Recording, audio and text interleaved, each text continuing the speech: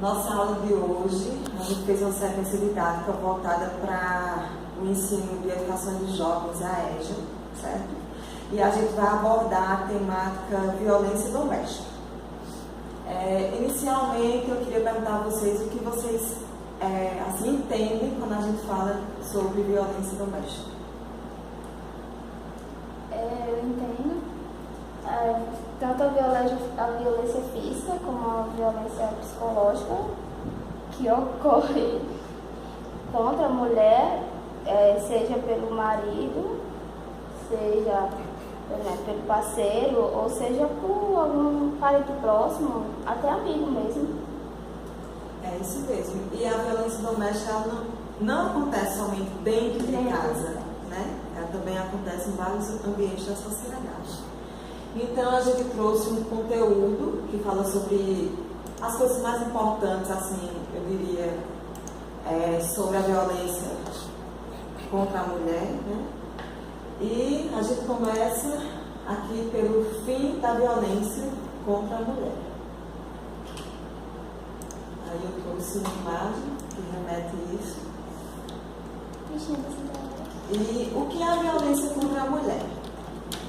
Em seu dia a dia, você deve conhecer mulheres agredidas por seus companheiros, namorados, ex-maridos, ex-namorados, tios, filhos ou vizinhos. As mulheres muitas vezes são agredidas pelo simples fato de serem mulher. Isso acontece porque os homens ainda encaram a mulher como uma propriedade, desrespeitando a vontade e a capacidade de decisão das mulheres sobre suas próprias vidas. Quando a violência acontece em casa, Quando a violência acontece em casa e o agressor é próximo da mulher, essa violência é chamada de violência doméstica e familiar. Mas a violência contra a mulher também pode acontecer em outros espaços de convivência. A violência doméstica e familiar é qualquer ação agressiva que causa morte, dano ou sofrimento físico, sexual ou psicológico à mulher. Essa violência pode ser. Aí a gente trouxe vários tipos de violência, entre elas tem a violência física, que são tapas, murros, empurrões, pontapés, puxão de cabelo, chicotadas, arranhões, prender, tentar afogar, provocar queimaduras, dar facada. Ou seja, tudo aquilo que produz dano, né, ao corpo, ao físico da mulher e que possa causar ou até levar à morte.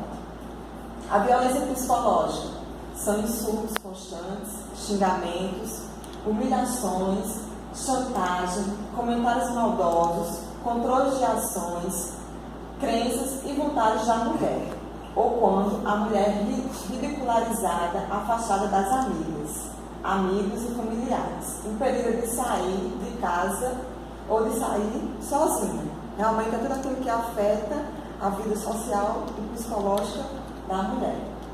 Aí, aqui tem umas imagens que remetem à violência psicológica e à violência física. Também tem a violência sexual. É o estupro ou qualquer ação que a mulher é forçada ou ameaçada a presenciar ou manter relação sexual forçada, sem permissão, inclusive no casamento.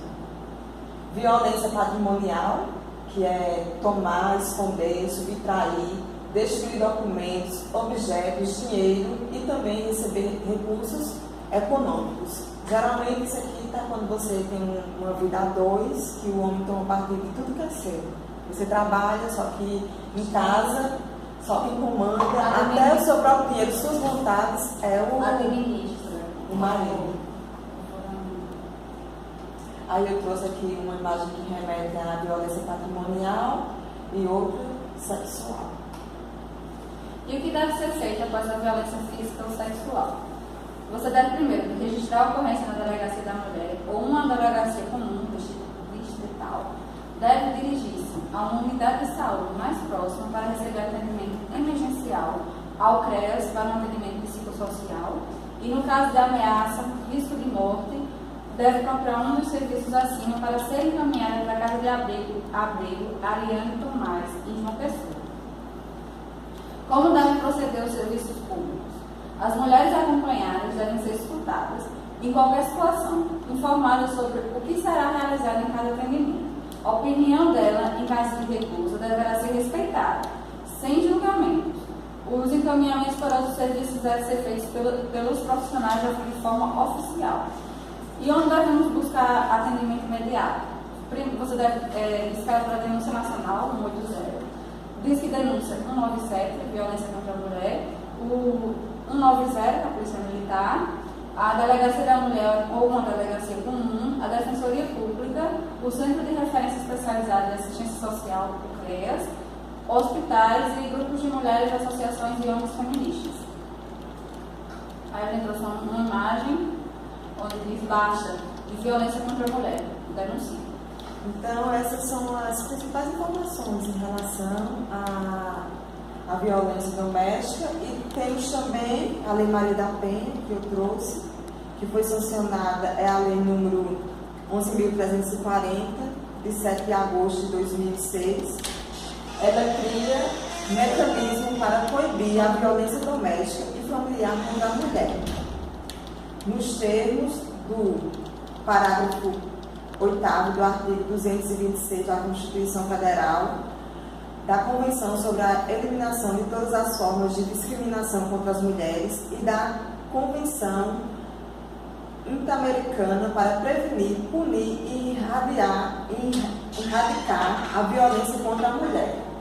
Dispõe sobre a criação dos juizados de violência doméstica e familiar contra a mulher, altera o Código de Processo Penal, o Código Penal e a Lei de Execução Penal e de outras providências. Então, a Lei Maria da Penha, que muita gente já conhece, né? Também pode ser uma questão abordada nesse âmbito de violência contra a mulher.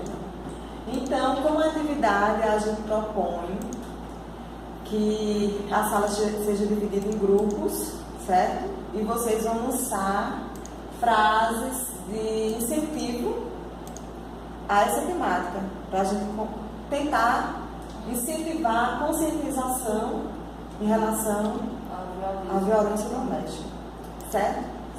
Depois, a gente vai criar uma página no Facebook, uma página que remete, pode ser da sala de aula ou da comunidade escolar, e a gente vai postar foto desses cartazes e vamos publicar nessa página, abrindo também um espaço para debate, ok?